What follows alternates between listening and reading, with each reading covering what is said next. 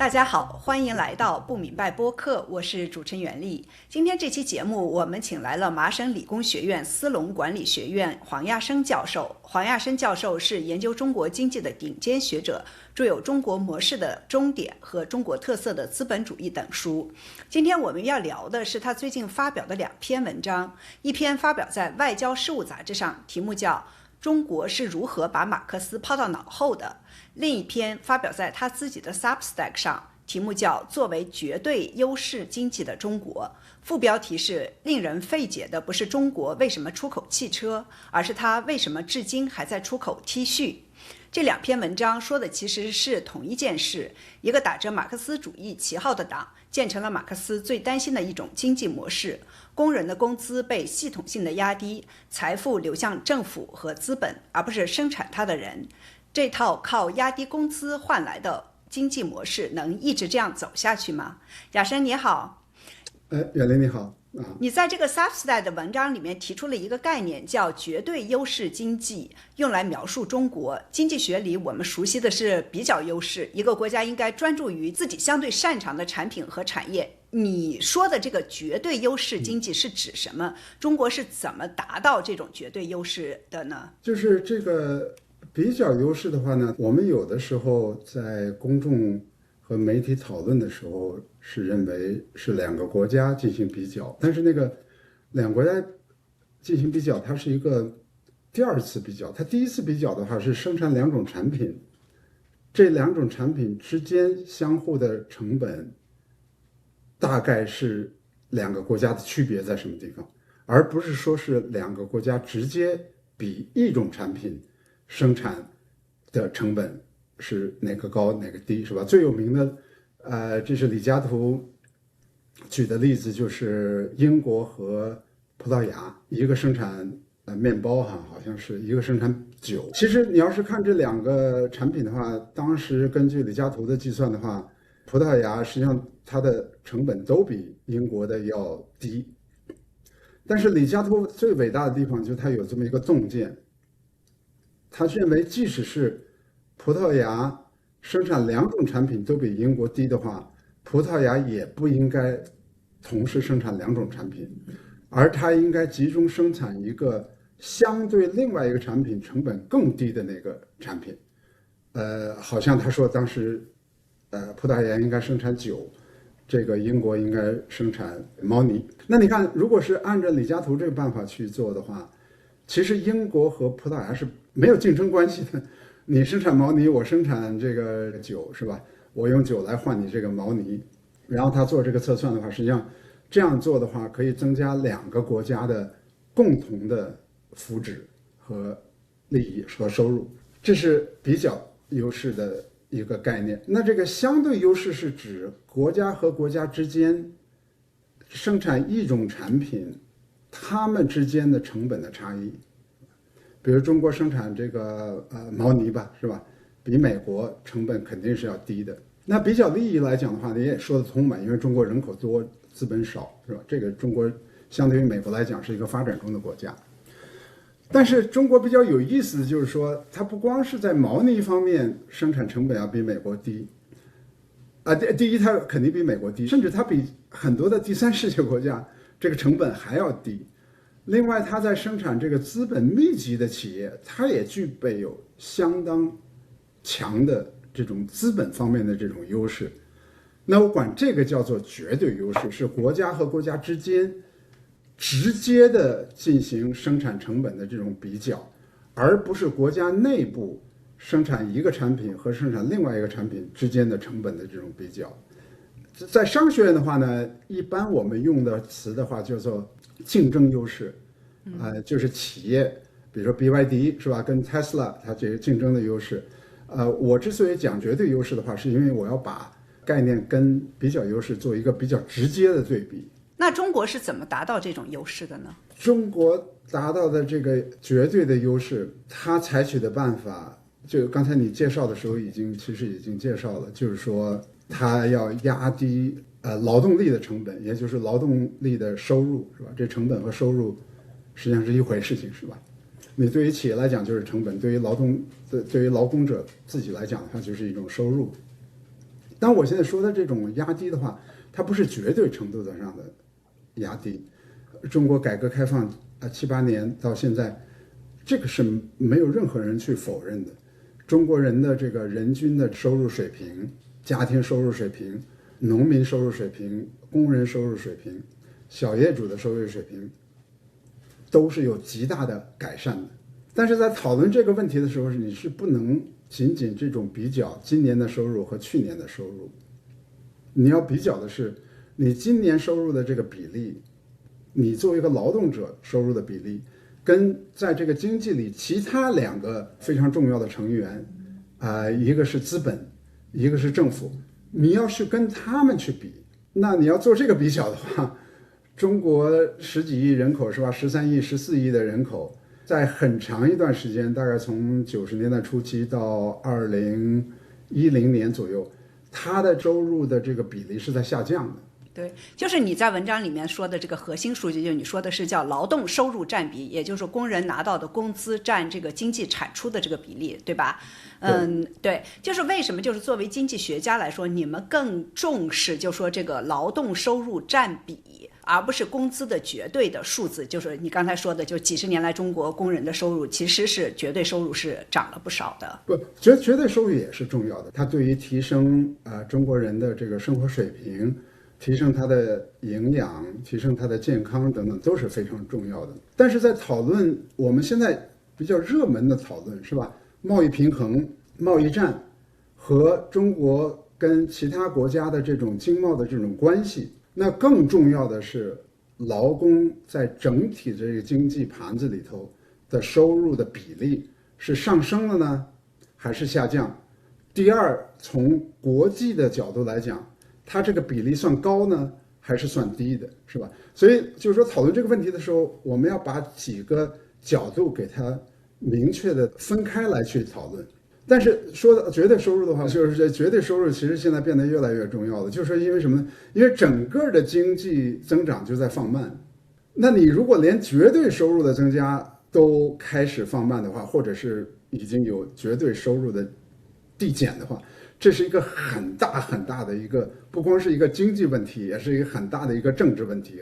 再回到前面就说的这种的绝对优势这样子的，你在文章里面就写到，就说韩国和台湾就很多国家就富裕起来，就比如说纺织品出口份额就下降了，这是教科书里面就比较正常的一种路径。劳动力价格上涨以后，就是产业就转移到更高端的产品，但中国没有这样。按照你文章里的数据，就是从90年代到今天，纺织品一直是中国第1大出口商品。我当时看到这个我还挺吃惊的。你说这个几乎在历史上没有先例，就为什么中国没有走这个韩国、台湾还有其他一些发展中国家像高收入国家或者中等收入国家走的这样的一个路径呢？就是第一呢，我从来不认为所谓中国发展模式就是东亚发展模式，他们之间是有存在巨大的区别的。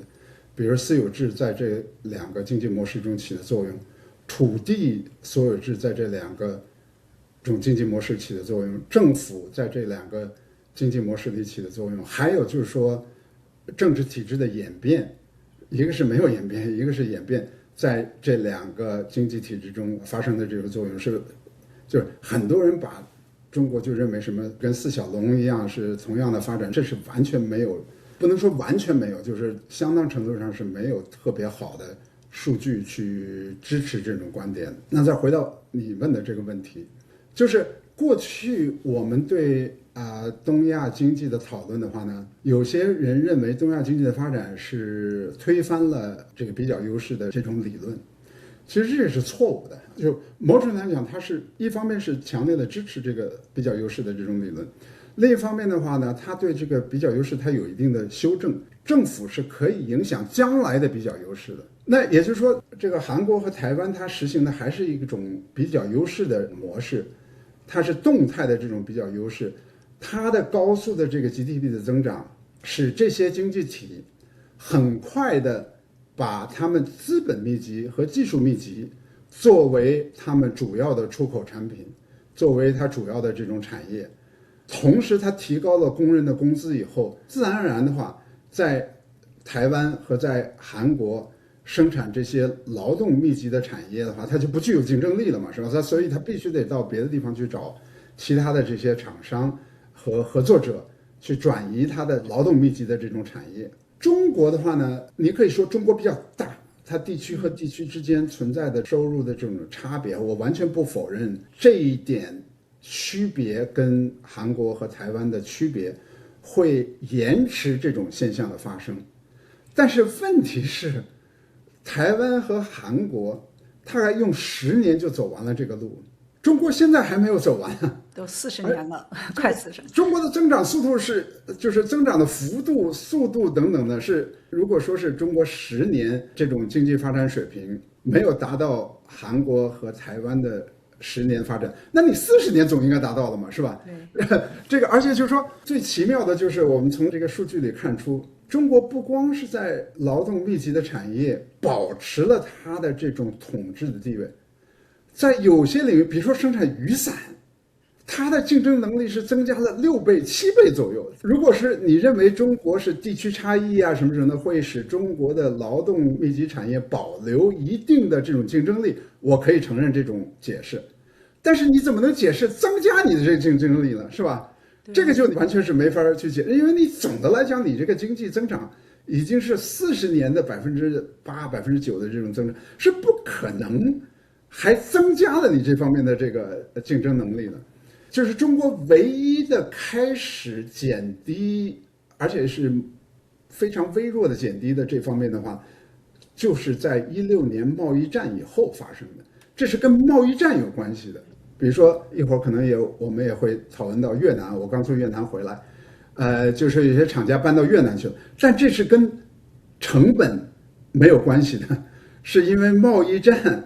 触发了这些企业要寻找一个成本更低的这些生产基地，是吧？那就并不是完全是因为成本推动，而是因为贸易战触发的。你说到台湾和韩国，就是今年说的最火的，就是台湾和韩国，因为都是生产半导体出口的最重要的基地，所以这2个地方他们的工人的这个工资，尤其是韩国，这个他们发的年终奖，什么海力士、三星，中国的互联网上就传遍了，就是大家都非常眼红，这些公司给他们工人发的这种年终奖了，什么好像都上百万，在中国就大家不太能够想象会有这样子的好处。下面我就可能就是我们正好就谈到你在这个外交事务的那个文章里面，你就写到，就说从90年代中期起，地方政府每年都会给企业定一个工资增长的上限和下限，业绩好的企业才能涨到上限附近，业绩差的企业可以冻结工资，甚至降到下限以下。你能给我们讲几个具体的例子吗？就是说这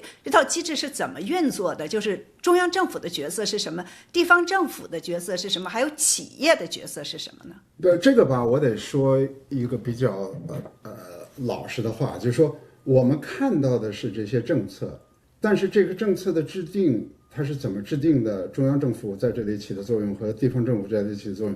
我是没有直接去做这方面的研究的，因为对我来讲，我不是特别关心它这个政策是怎么制定出来的，我关心的是它有这个政策啊，还有这个效果，这个后果是吗？那个后果，那你从我的这数据上就可以看，是说，当然就是说，从这数据里不能说是完全是因为这个，我觉得其实更大的这个因素是户口制度，就是像这些政策的这个呢，它可能是起一定的作用的。但是我觉得我举的这个政策的这个例子就特别说明问题，就是说它是说明什么问题呢？就是说它是一种保护企业的措施，而不是保护劳工的措施。那可能有人会反驳哈，我现在就是说你的听众里可能有人说到这黄教授又是在这胡说八道，你如果企业都破产的话，他怎么会保护劳工呢？是吧？这是一个所谓静态的这种看法了。这经济永远是一个动态的，是吧？如果这家企业破产的话，它会解放出一些资金和资本，那些被解放的这些资金和资本就会去办新的企业，那新的企业就会创造就业机会嘛，是吧？所以就是说这个动态的这种发展，这咱们今天先不考虑 AI 的影响哈，咱们现在讨论的时候 AI 那时候都不存在，是吧？咱们现在不要考虑这个东西，就是企业永远是在动态中创造就业机会的。确实是有一部分工人会因为企业的经营不好不善，如果你不去保护它，它会破产，它会失业等等的。但是你想想，中国那个时候每年8%、9%的这种 GDP 的增长，而且中国人这么会创业，你根本就不要担心这个问题。就像东北是吧？东北很多的企业后来都做不下去了，然后东莞那边、江苏这边、浙江这边创造新的企业，那其实从中国整体上来讲的话，还是创造了更多的就业机会。但是他这种做法的话呢，就是使本来应该使有些企业和行业失去了它的比较优势，能够让它继续保留这个比较优势。这个是它的这个政策的一个最大的一个作用，就是本来它都不应该生产这些东西了，但是因为压低了这个工资，不让它这个工资有相应 GDP 的这种增长的速度，使它还能够生产那些产品，是吧？它的作用是这个。然后另外它有一系列其他的产业政策，又支持那些资本密集的这些产业的发展。另外呢，你这么去想，就是说，如果你收入是100块钱的话，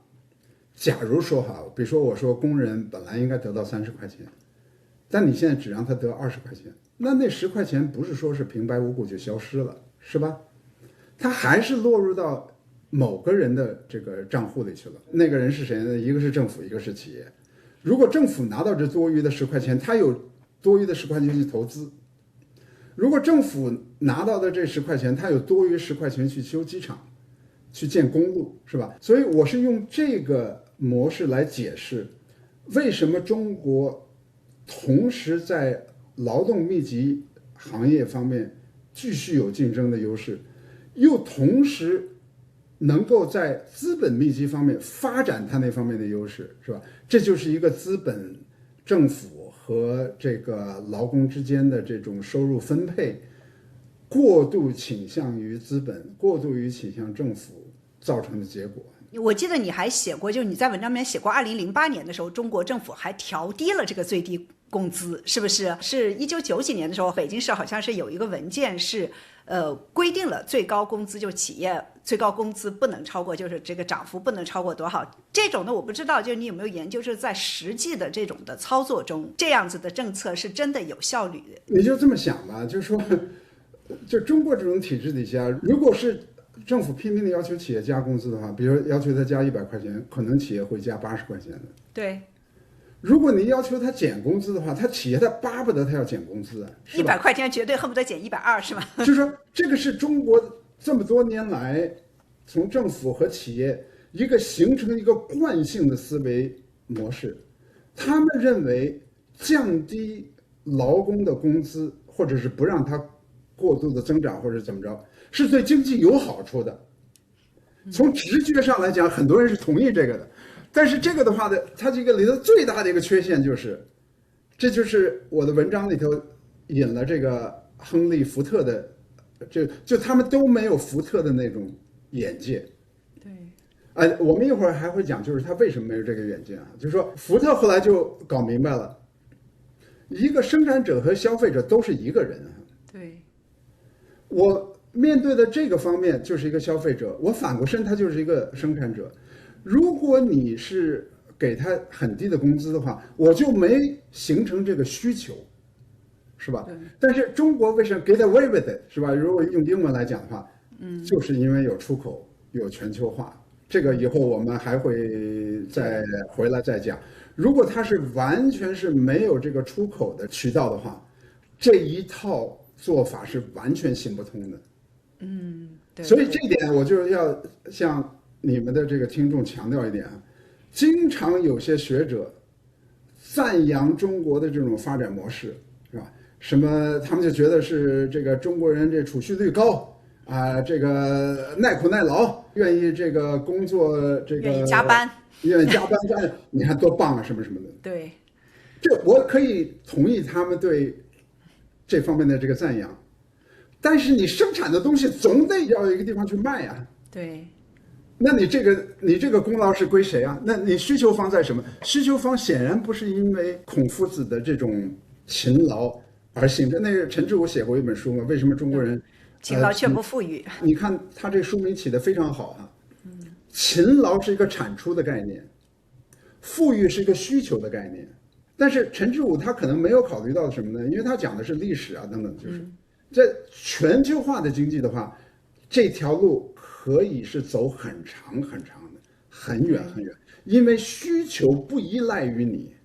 那你这时候只考虑的是成本，是吧？只考虑的是供给。是，就是造 iPhone 的工人买不起 iPhone，他可以卖到美国来，是吧？然后生产比亚迪汽车的工人买不起比亚迪或者买不起特斯拉，他都可以出口到外面去。对，就是我现在不点他们的名字了。中国很高级的经济学家认为啊，我们不要考虑什么消费什么什么什么的，就是投资带动经济增长。我就不知道他们怎么去想的，因为你投资最后要形成产品，最终还是得要消费呀，是吧？对呀，是。那这个，如果你自己没有形成这种消费的能力的话，必须在别的国家有这种消费的能量的前提底下，你这个模式才能够成功嘛，是吧？那其实过去某种意义来讲，像台湾啊、韩国都是依靠这个东西，但是他们很快就走出了这个那么小的经济体，是吧？跟中国没法比的，它已经开始某种程度上是靠内需的这种发展，是吧？其实中国就非常可惜的就在这儿，中国这么大的一个国家，中国人自己已经是非常能够创业了，你不用去特别担心，你给他降低这个劳工成本就会影响他创业。中国人这么会创业，是吧？而且中国你从90年代的时候，比很多的国家劳动成本要低很多，你有这么好的教育水平，有这么大的一个市场，有这么快的 GDP 的这个发展，有勤劳的这个工人，你可以说是孔夫子的这种美德什么什么等等，你根本不需要压低他们的工资而吸引投资，根本不需要的，因为你再怎么压它也比很多的国家低很多，是吧？所以你说它本来比别的国家，它只相当于别的国家10%的这种工资啊，你再给它压成5%，那5%和10%有什么区别？人家就是对美国这边的这些的人，人家都不在乎，是不是？是很可以忽略不计的。完全，而且呢，就是说这个，因为那后来又靠去出口，你就等于把10%降到5%，那个剩下那5%补贴给外国的消费者。这个经济就是这么一个莫名其妙的一个运行的这种逻辑，是吧？再回到你刚才稍微早一点提的一个问题，就是中央和地方的这个对，我呢现在没有看到直接有中央政府的这个关于工资的这个，但是有一点我是知道的，而且这都是从官方的统计年间里头都可以看到的。1998年到2003年，中国在那段时间里几次降低农村农民的绝对贫困标准。这个贫困标准在于什么地方呢？就是说，如果你在这个贫困标准以下，你就可以获得非常少的一点的这种补贴也好，或者是政府提供的资助也好，就是在比较高的水平，人家少的是可怜的。居然在那个时候，在5年的时间里头，降低了大概3次还是4次。那刚才我说的，我在外交事务杂志引的这个文件也是那时候出台的。那虽然那个是一个地方政府的文件，但是中央政府如果是在降低贫困的标准的话，那你可以想象，地方政府在限制工资方面，他是不会觉得他是违背中央的命令的。对对，还有就是户口嘛，户口制度是一个中央政府的一个决定，对不对？户口制度实际上是在后面最大的一个因素，因为户口制度的话，就使这些除了一般人认为的，就是中国没有劳工的权利啊，没有工会什么什么等等。但是即使没有工会的话，如果你是城市户口的话，你的待遇也要好一些。你小孩上学啊，你的医疗保险啊，你的各种的东西都没有办法。你的就在那种体制底下，你有城市的户口，你还可以有一定程度的讨价还价，是吧？对。那你如果你在这个地方都没有户口了，他说赶你走就赶你走啊，你怎么还敢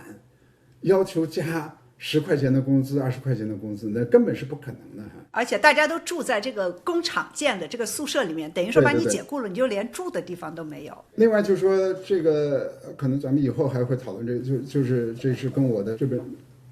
今年刚出的这本书里头谈到的一个，就是中国90年代农村出现了巨大的问题，农村收入出现了巨大的下滑。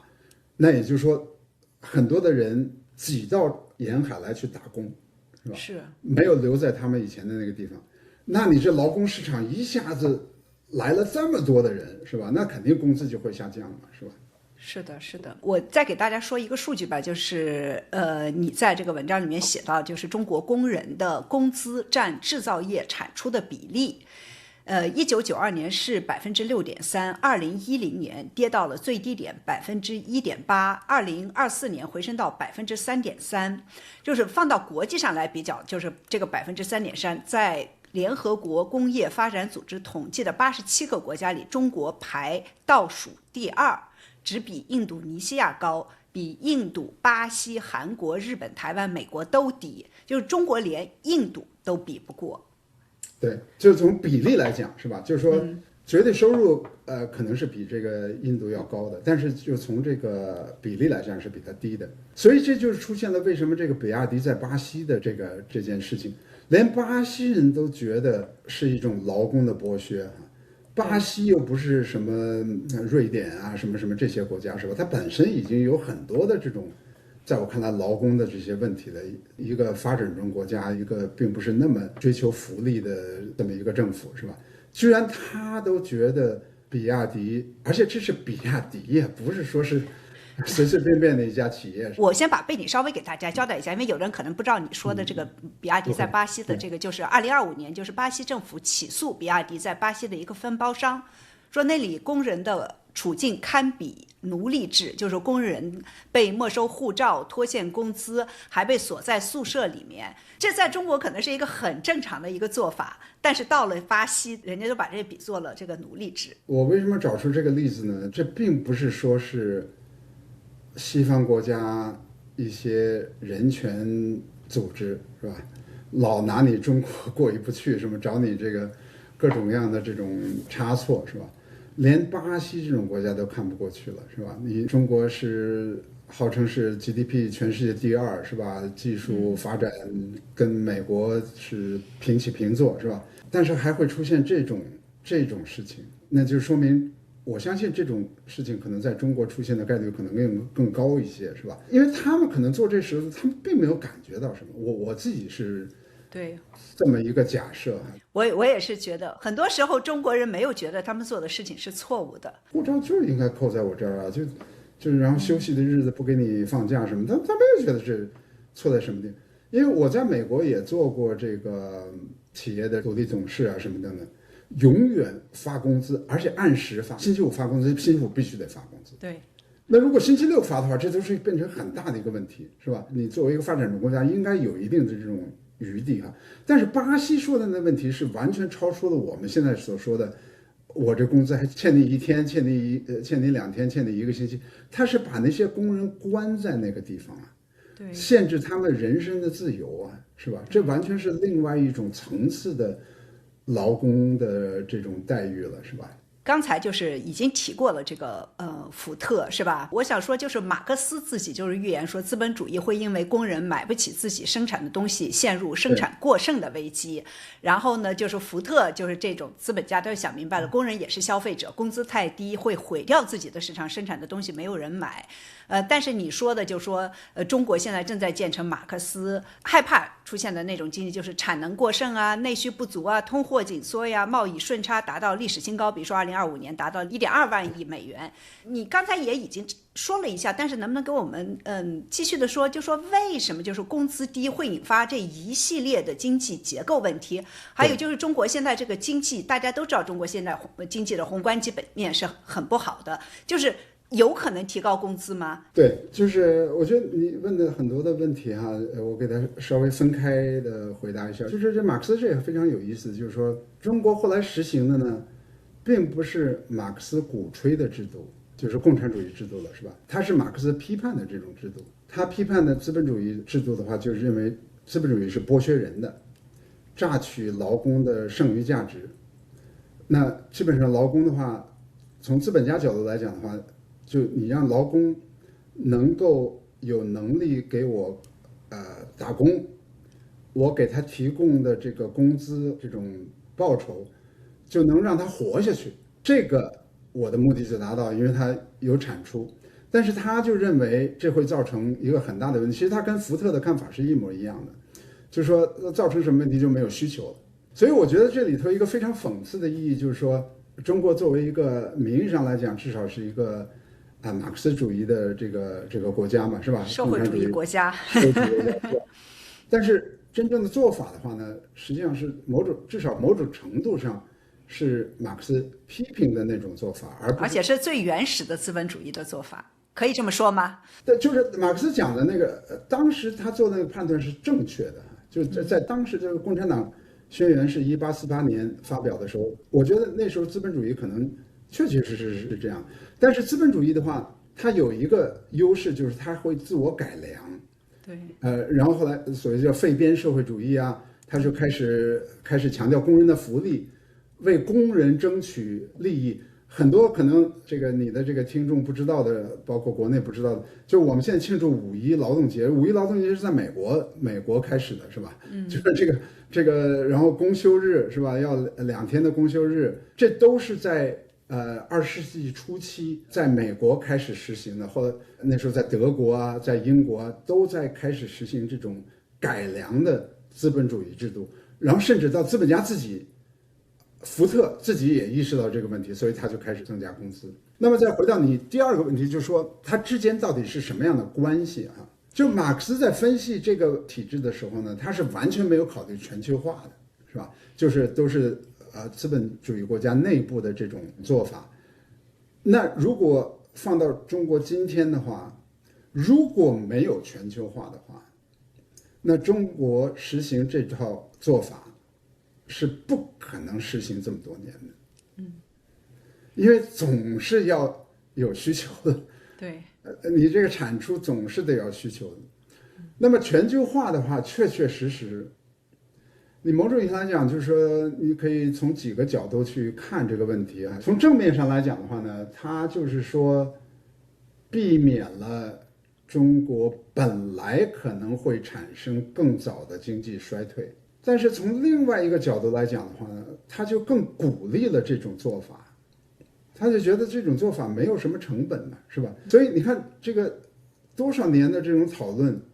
都是这样的，就是说没有说第一个概念就是说，哎，我们要保护劳工，要给他提高收入水平；第二就是，哎，我们要增加出口，是吧？它这就变成一个。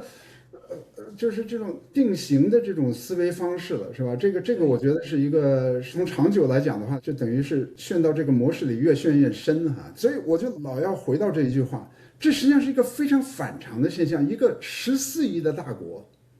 ，GDP 每年都在8%、9%的这种增长，没有形成一个巨大的国内的这种消费的这种水平，相对于 GDP 来讲。这实际上是一个非常反常的。你会叫它是一个巨大的失败吗？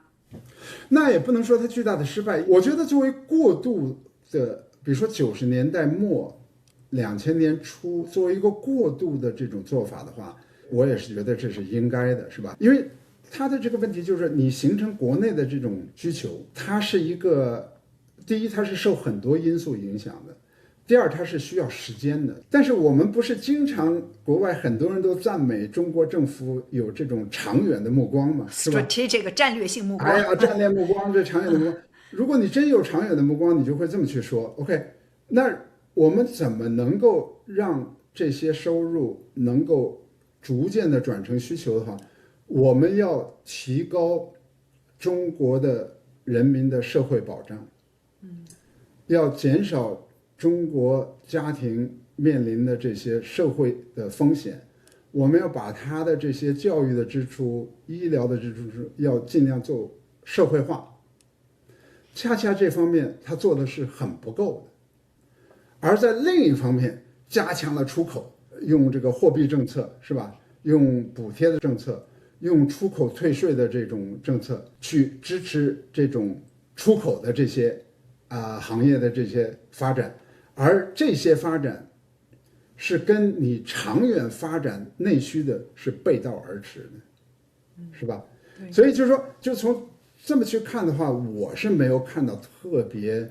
强烈的证据表明有这种高瞻远瞩的这种，现在不是15个5年计划，好像都没有特别在这个问题上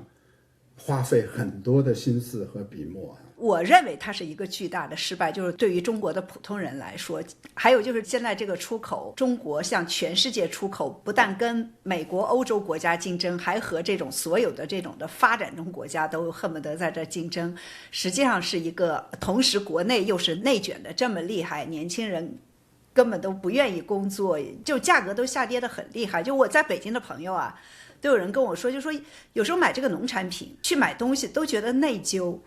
就是东西太便宜了，他们都想着这农民才能挣几个钱啊！不光是这种农产品的价格很低，还有就是这种服务的，就比如说你现在装修，在北京装修一个厨房，和你10年前装修可能还便宜了很多，你就能想象，就说这肯定是很不正常的一种的经济循环嘛。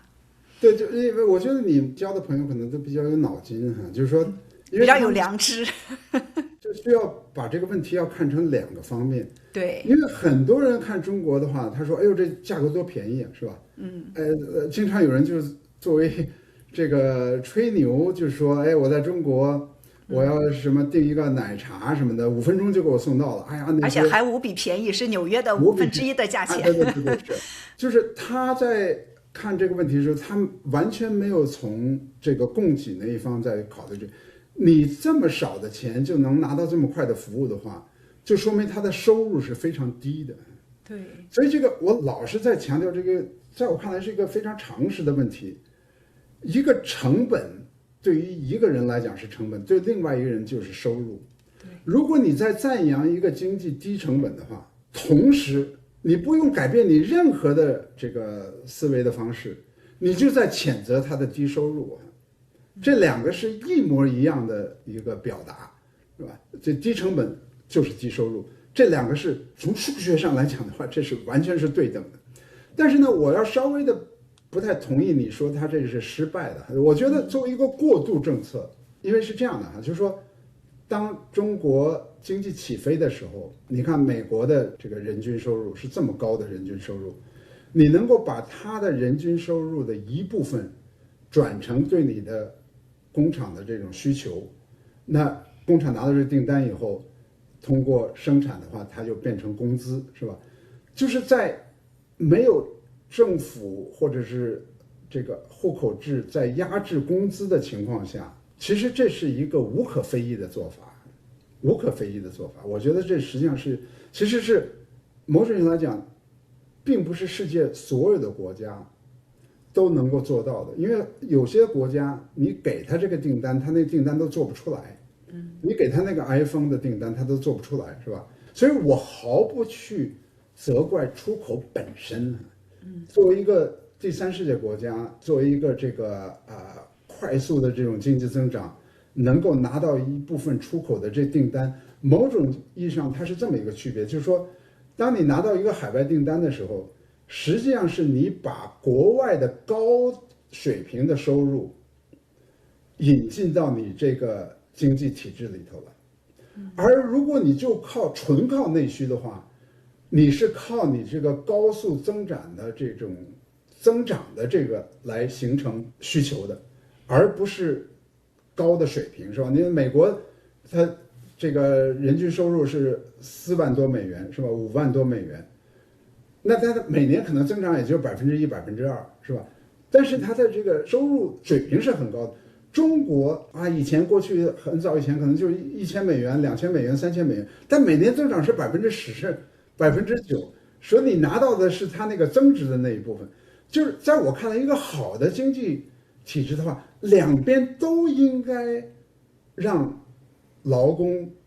获得这种收益，他又可以从美国这边拿到他高收入的这些收益，又可以从中国的这个高速的这种增长里头拿到这个收益。在我看来，这是一个更加健康、更加全面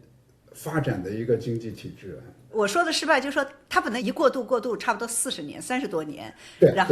是不是？而且它就好像是一个路径依赖，可以这么说，是吧？而且越来越走的极端的这样的一个路径依赖。对这个呢，我是特别不赞成的。就甚至就说很多人出来说这是唯一成功的模式，那显然不是这样子的嘛，因为中国以前曾经有一段时间不是这个样子的，是吧？而且现在就是说你刚才说的很多的这些问题，实际上都是这种做法造成的问题，对，或者是遗留的问题，或者现在正在产生的这些问题，是吧？对，因为经济是一个系统嘛，你这个要整个转起来，你这个经济才能正常的运转、健康的运转。现在中国就是有点拖不动嘛，而且建立的这个基础是对工人的这种工资的这种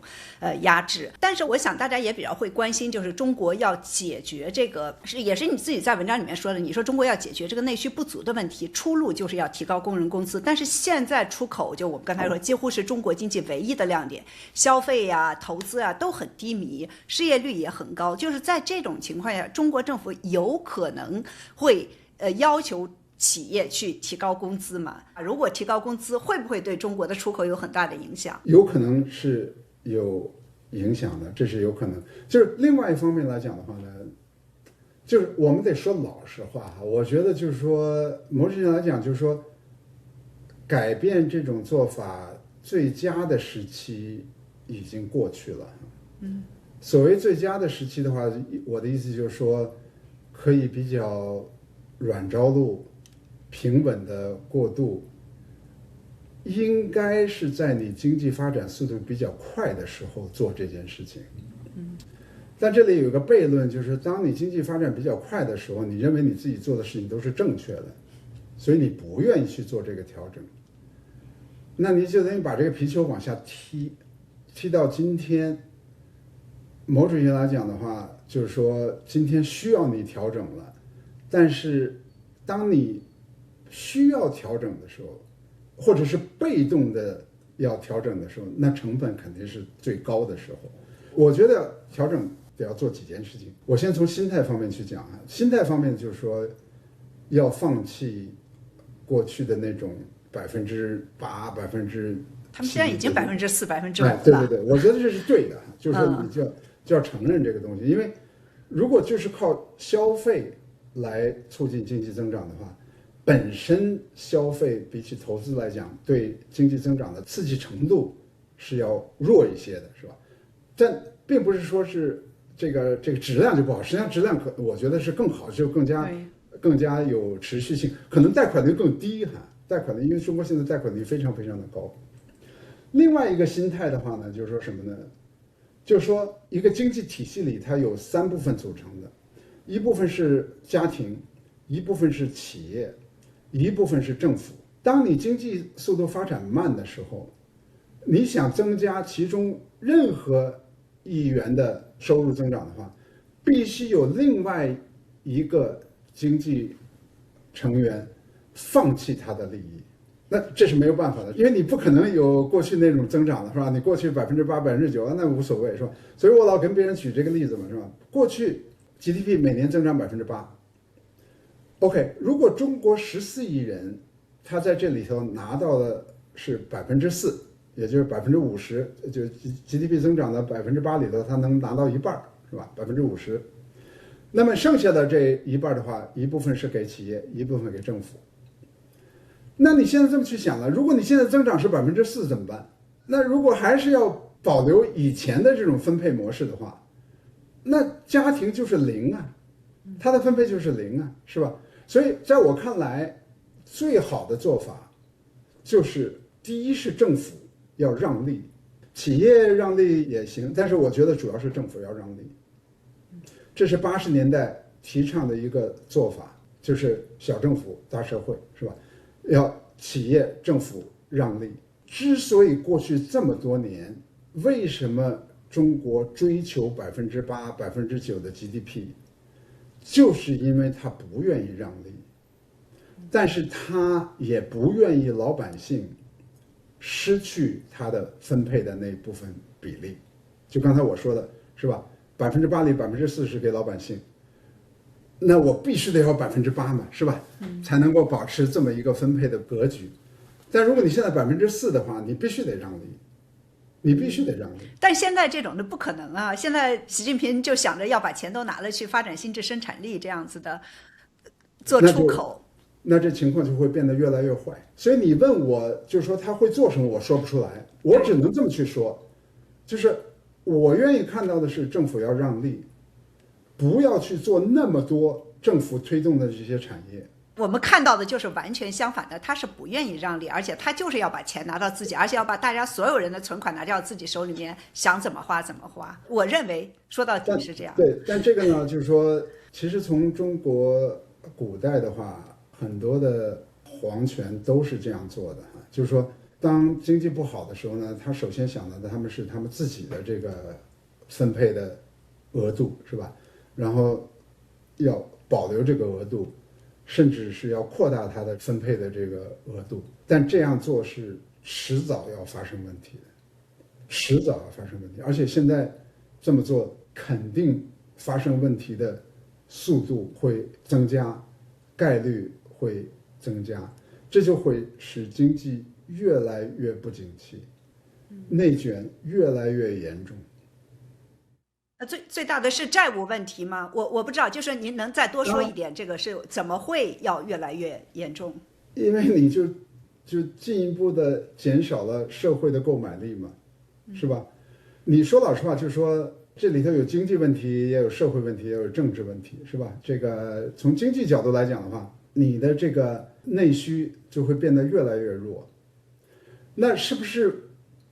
完全能够去通过外需去解决这个？现在显然不是这样子的。如果外需全部能解决这个问题的话，那我们就不会看到中国的产品价格下降，因为没有任何一家企业愿意主动降价。如果他都愿意主动降价的话，肯定是因为他被迫才去降价，是吧？所以就说，即使是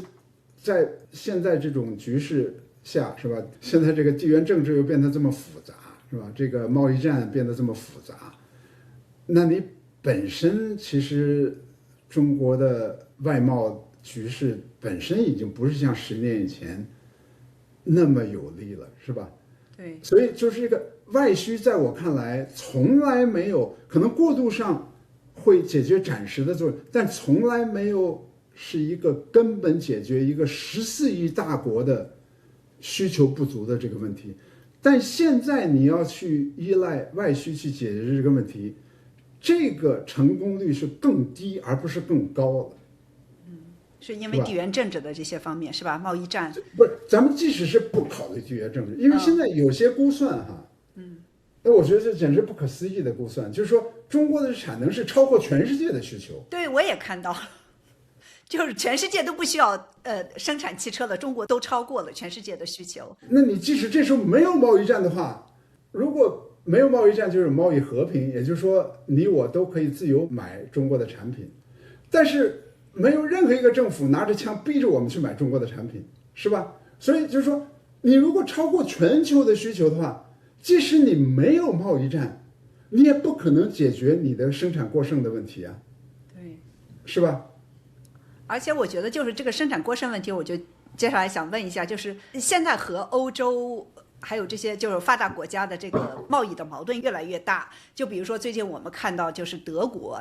大众汽车宣布到2030年要裁员大概10万人，关闭4座这个德国工厂。他们就认为你是倾销啊，或者是说你是压低你的产品价格。当然就是中国人可以说，哎，我们就是效率高，我们就是这个成本低。但是这样子下去，实际上越来越多的国家是会对中国要提高这个贸易壁垒。我不知道你是这么觉得吗？或者就说中国的这样子的出口你的这种过剩的产能，这样子的是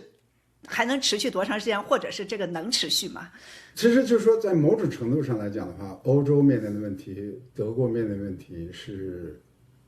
在一个大的宏观情况下，大的经济布局改变情况下，有些问题是不可避免要出现的。所以就是说，我不认为这个100%都是和中国有关的，是他自己自身的一个 transformation 的。但是是这样，就是说呢，这就回到我们最初提的这个比较优势的这个讨论。如果中国它是延续这个比较优势的话，它在增加了对欧洲的出口的时候，它也会增加对欧洲的进口。对。但你看中国现在进口基本上就是原材料啊等等这些和农产品等等，也就是说它完全是生产不出来的，因为你那原材料不在你这里头嘛，你农业你大豆什么的不在你这儿，它除了那以外它就不进口什么东西，是吧？所以就说这就把这个经济问题就变得非常非常的政治化了。你作为一个德国政府，作为一个欧盟政府，它一方面面临的是你中国进口的这种冲击，但同时那些这个在欧洲的企业，在德国的企业又不能跟他们说，哎，不能对中国设防啊，因为我们每年向中国出口不知道多少产品，是吧？对，我们赚了很多的这种钱，所以就说，在任何经济体制底下，如果你要是跟一个国家发生贸易关系的，总是有人会失利，总是有人去获利的，那这就变成一个政治经济学的问题了，是吧？就是取决于你获利的那一方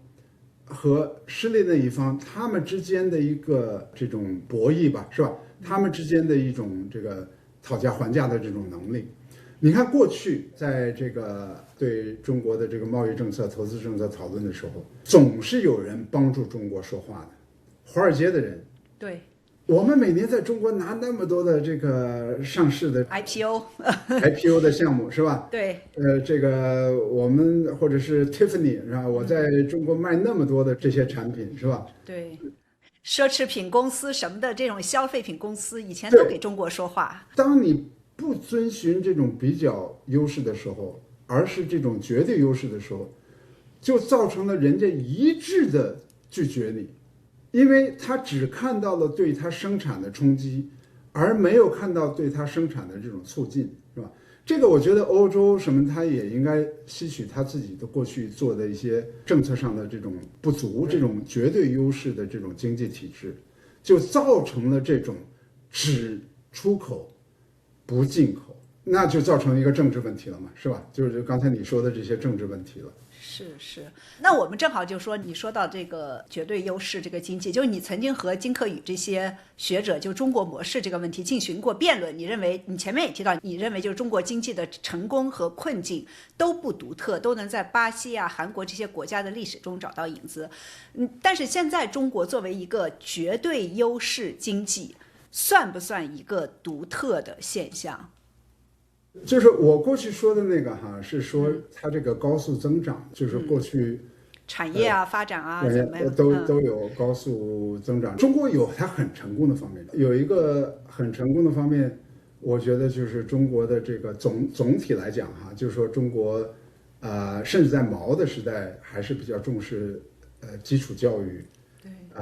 当时农村的这种公共医疗虽然公共卫生方面，对，也比较原始的水平吧，但是毕竟在那个收入的这种水平下，当时政府还是做出了很多这方面的这种投资的，我觉得这个还是做的蛮不错的哈，就在那个收入水平。另外就是说做了这种体制方面的这种改革，是吧？经济改革，给这个企业和这个业主有这种创业的空间，创业的这种自由。金融做出了一定的这种松动，还有全球化。我说的意思就是这些，就是说成功的方面，在我看来基本上是符合市场经济所预言的那些东西。因为其他那些学者，我跟他们争辩的就是，他们总是强调中国独有的那些东西，比如说 exceptionalism， 中国是比如说儒家文化什么，就这些，这个我是。他们不看那些，在我看来是一个特别明显的那些中国成功的因素，因为儒家文化，中国已经有2000多年的儒家文化，显然过去并不是2000多年经济都是那么成功的，是吧？所以在我看来，一些非常基本的概念呢上这种混淆，是吧？但是就是不同的地方也是，今天我们讨论的这个也就是这样嘛，就是很多方面也是不同的地方，比如说这比较优势和绝对优势，那就是不一样的，是吧？然后土地制度。户口是吧？因为这个东亚这些经济发展的时候都没有这么一个户口的这种制度，是吧？他们确确实实曾经是剥削了劳工，像韩国啊、台湾啊都是这样打压。它主要是从政治角度来讲的话，他是要打压这个工会。韩国的工会的会长当时是一个前韩国情报局局长的头子，是吧？那他肯定是控制这个工会。但是很有意思就是什么呢？当韩国和台湾一旦走上民主的这条路子以后，你看它的这个经济数据，它的内需占它 GDP 的比例就开始上升了，它的对这个公共的这种投资、公共的教育、公共的这个卫生投资就开始增加了，劳动者的工资也开始增加了。它的转型实际上跟它的这个政治转型，从时间上是非常非常吻合的。对对，是我们都是看到了这个规律性的、常识性的，是吧？就是中国和世界相同的走的是。实际上是和世界相同的地方，但是那个就有不少这种西方的这种经济学家，他们一看到中国就是中国的这种东方主义的这种东西，就不知道走到哪里去。每次我也是看得很没话可说。因为他们就说这个东西吧，就是说任何一个国家总有他自己的一些东西，是吧？这我觉得这个并不是一个特别的错误的一个方法。但他们鼓吹的中国模式，也就是说其他国家也可以采用这个模式。这个我是坚决不同意的。就是说你比如说他就非常强调这个政府的作用，是吧？那你从中国发展的话，你说是毛泽东时代政府作用大还是现在的政府作用大？那还是毛泽东时候那政府作用要比现在要大很多嘛，是吧？就恰恰是中国在减少政府的作用的时候，经济才开始起飞。中国在打开他们的国门，是吧？包括这国门有留学生啊，有这个国外的这些交流，有投资和贸易，所以就回到我们刚开始，我一点不反对全球化啊，我一点不反对出口，我反对的是把全球化和出口作为一个这么大的一个国家，如果你新加坡那也就算了，是吧？如果你因为你没有多大产能，比如说沙特阿拉伯，是吧？那它只生产这个石油，它没有什么人口基数很少，是吧？那这个我觉得没有什么无可非议的。中国这么大的一个国家，这么多的人口，是吧？为什么只是靠出口才能成功呢？这从逻辑上是说不通的嘛，是吧？对，内部要自力更生，绝不让人来有卡脖子的这个空间。外部就是要尽量的，我们就是什么都要出口。你就拿人来打比方，你也不可能在你周围有很多的朋友，就没法混下去，很难混。这个卡脖子的话呢，就是说，其实我觉得这提法是很有意思的。因为市场经济和一个民主制度底下，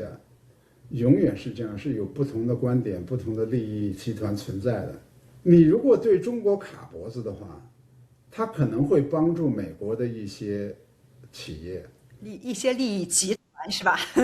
利益集团，但是它会损伤另外一些企业，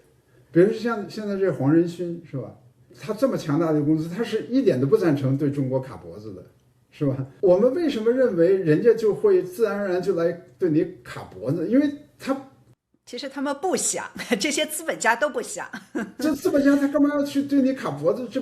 他不是这对他自己是劳民伤财的事情吗？是吧？就过去美国政府从来没有说是去对你卡脖子，是吧？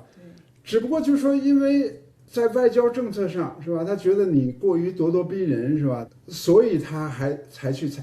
如果你要是觉得你不咄咄逼人，人家不会卡脖子的。如果你真是把经济发展放在第一位的话，你就不要去那么咄咄逼人，不就可以了吗？是吧？我就觉得可能有一些朋友，他们就会就是你的这个文章的这个标题叫"中国是如何把马克思抛到脑后的"，或者说中国是怎么把马克思给忘掉的。然后呢，就是中共作为一个马克思主义为官方意识形态的政党，建立了马克思最担心的那种经济模式。就是这个呢，跟我们在中国的这个思想政治课上学到的刚好相反。但我也想有一些听众可能会问，就说中共的领导层不觉得自己在这个意识形态上是自相矛盾的？还有就是说，他们怎么可以做到让10几亿中国人中的绝大多数都看不到这种模式？然后我们的听众也特别喜欢问的一个问题，就说有没有什么办法让中国看到这其中的巨大的矛盾？就是意识形态矛盾的话，这中国在这方面充满了矛盾嘛，是吧？就是说首先就是说你的宪法里头、党章里头都说你是一个共产主义国家，是吧？但是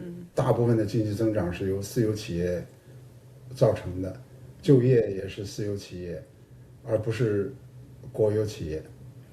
所以我并不觉得就是这种意识形态的不协调就会使中国的统治者感到不舒服，因为已经存在了这么多年了，大家都习以为常的时候，大家中国总的来讲也不是一个那么意识形态的一个国家，至少在习近平之前的几十年不是太意识形态。就从意识形态的不一致来讲的话，我觉得这个7、8年以后一直是这个现象都是存在的嘛。这个我觉得其实也是，在我看来也是中国的一个优势啊，就是不是那么意识形态化。但是呢，话又说回来，就是说，当统治者认为所谓的这种稳定是一种天衣无缝的稳定的话，那你可以说这是意识形态，也可以说一种思维方式。我更是觉得这是一种思维方式。当你要把这个国家给打造成一个天衣无缝的一个国家的话，那你这时候一定要会放弃一些什么东西，是吧？比如邓小平他讲就是说对外开放就像开一扇窗户，你开一扇窗户以后肯定就会有苍蝇进来，是吧？但是他的脑子里是这么去想的，进了几个苍蝇，这是一个成本，但我这收益是什么呢？收益是新鲜的空气进来了，是吧？但如果你现在把它给反过来看这个问题，你进来的全是苍蝇，而进来的这新鲜的空气是很少的，那你这时候就会觉得应该把这个门给关上，要把这个窗户给关上。但这种看法完全是一个主观的判断的，我觉得是没有任何客观的证据证明，你一旦打开窗户以后，哇，你这政权马上就会垮台了什么？其实你要看中国过去7、8年以后，其实这个政权的稳定性其实就是并不是这么摇摇欲坠的。就在改革开放的时候，并不是这样子嘛，是吧？而且它随着经济发展的这种发生，对外开放的发生，实际上中国政府掌握的资源的这种控制，实际上是增加了，没有去减少了，是吧？所以我是看不出为什么认为对外开放发展市场经济就一定会影响政权的稳定性啊。就是说可能他们有他们安全压倒一切，就是会这样啊。不是，但是我并没有觉得不安全啊，就是说，但你如果脑子里面的这个弦儿就是安全的，但这是脑子里想的。但是制定一个国家的政策的话，按说来讲，我们不应该只是凭我们自己脑子怎么去想嘛，我们应该去看到底发生了什么事情，是吧？这6·4以后，我觉得邓小平在这个问题上，我是非常赞同他的思维方式的。他在6·4以后，他就讲过一句话，说如果中国没有进行经济改革的话，我们中国就会发生内战。6·4中国政权能够稳定下来，是因为经济上改革了，是因为有经济的发展，中国的农民获得了经济的这种利益。从长远来讲，一个国家稳定不稳定，取决于你这个国家里头人民能不能获得经济上的这种利益，能不能够有这个生活的质量能不能改善。当然我是这种低级的学者可能有些问题是想不清楚的。在我看来，一个国家长治久安是取决于你这个经济能不能得到良好的这种发展，收入是不是能够公正，是不是有一定的这种确定性，对未来有一定的确定性，而不取决于你跟美国怎么去挑战美国呀。其实最关键的就是说，作为一个社会，作为一个政府，作为一个领导人，他是不是看重还是不看重经济发展？我觉得就是这么一个简单的事情。对，看重不看重老百姓能得到什么东西？对，就是说这里头隐含着这个，其实过去的话呢，追求8%、9%的这增长率的话，其实也隐含了看重老百姓的这个，他只不过不愿意资本和政府让出很多的份额，所以他要增加每年 GDP 增长率，是吧？这样的话大家都高兴，是吧？你拿50%，我拿下剩下50%，是吧？就这里头其实也包含了他对老百姓的这种关怀也好，关心也好，是吧？但只不过是采取那种办法。就是你以前写过的是一个 social contract， 是一个中国共产党和中国人民签订的一个契约，是吧？对，就是说这个它是一个，它没有签了，没有签字仪式什么的，它就是一个名义上脑子里的这么一个东西，是吧？但是现在我们面临的问题就是80%是不可能的嘛。对，4%其实大家都也不认为真的有4%，是啊，都是有质疑的，是吧？那你在这种情况下，就是过去采取的，而且你债台高筑，是吧？对呀，这个出口现在你就说，即使没有任何贸易战，中国的产能已经超出了这种全世界的这种承受的这种能力。那你这个时候剩下的政策选择的话，就是应该彻底的对你这个经济模式进行一定的、相当程度的这种修整，然后你政府要让出相当多的空间，从政策上来讲，从资源上来讲，从税收政策上来讲，和对公共产品提供的角度来讲，应该作为一个服务型的政府，应该做的更多的是教育方面、卫生方面的这种保障，应该减少这个税收，应该减少对社会的这种征求。在土地制度上，我觉得应该做出更大的改动；在户口方面，应该做出更大的改动。我觉得应该是向这个方向发展的。应该，但是很难很难。对，你像习近平都说我们不养懒人嘛，然后就疫情的时候，这么多国家都给人民发钱，中国是不发钱的，是吧？你在那么难的时候，他都不要让步，就不要说现在不是说是一个大的疫情这样的大的事件。我是比较悲观。我们请每位嘉宾推荐3部书或者影视作品，你有什么推荐？我现在看的书和影视作品呢，都是跟我自己做研究有关系的，就是我现在在构思一本写一个中美比较的这么一个书，所以我现在看的比较多的是关于美国。那因为我最近去了越南的话呢，我就借机就看了这个 Ken Burns 的一个10集的越南越战的一个纪录片。那我真是推荐给大家去看这个，在 YouTube 上都可以看到。他就讲就是美国是怎么陷入到越战的这个泥塘里头，这里头有很多的意识形态的偏见啊。美国当时政府就是一个讲越文的人都没有，根本不了解这个国家的这种情况，做出了一系列这种错误的这种决策，是吧？这个我觉得是一个很好的一个纪录片。还有一个呢，就是你们《纽约时报》2个同事写的那个。讲这个特朗普的这个对，这本新书是吧？Maggie Haberman 和这个 Jonathan Swan。对，这书呢就是属于那种政治八卦的书了，是吧？就是怎么是政治八卦？那简直就是好看的不得了啊！是八卦，我喜欢八卦，但是是真实的写出来的呀。对，是我完全没有贬义的意思，就是说它就是好看，你是说的就是好看，因为我们。学术的它有数据啊什么，它没有这些东西啊。就是这个，我觉得就是真是看到这书以后，就是让你切身的感到了一个这美国现在这种草台班子是怎么治理这个国家的，是吧？这其中有一段我觉得特别有意思，就是这个特朗普讨论这个凯旋门的，就给这个马克龙打电话，就问他这个凯旋门上能不能有这个人上去看什么？就为了这件事情，跟这个马克龙的这个对话，非常非常有意思。对，叫 regime change， 叫政权更迭，对，非常好看，非常非常好看，非常好看。对。然后第3本的话呢，因为我现在在写这个中国科技历史的这个一本书，跟其他几位合作者，有一个以前是在美国任教，但现在好像去香港了，他叫做刘光林。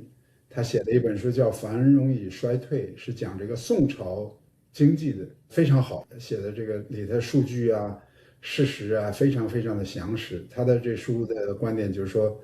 市场经济在宋朝是达到了一个高峰，然后以后因为国家的介入啊等等的，就市场经济就开始衰退，然后就造成了中国整体的经济的衰退，写得非常好。宋代财政国家的建立。OK， 对，好，谢谢雅生，也谢谢大家收听收看，我们下期再见。大家好，欢迎来到不明白播客，我是主持人袁丽。谢谢你们一直以来对不明白播客的大力支持。在这里，我希望大家采取更多行动来支持播客。YouTube 频道上的观众朋友们，你们可以点击视频下方的订阅按钮，关注我们的频道，并点击小铃铛打开提醒，以便第一时间看到最新的节目。我们也呼吁大家主动给节目点赞、留言或者分享给身边的朋友。每一期节目的友好互动对播客来说都是继续走下去的动力。我们也希望力所能及的朋友们能加入我们的 YouTube 会员，或者访问不明白播客网站捐赠页面，参与单次或者月度的捐赠、直播、talk show、下午茶、专题。我们希望带给大家更多有趣的谈话、及时的资讯与专业的分析，这都需要更多人员和资金的投入。欢迎点击不明白播客简介上的链接或本期的 show notes 来支持我们做出更多更好的节目。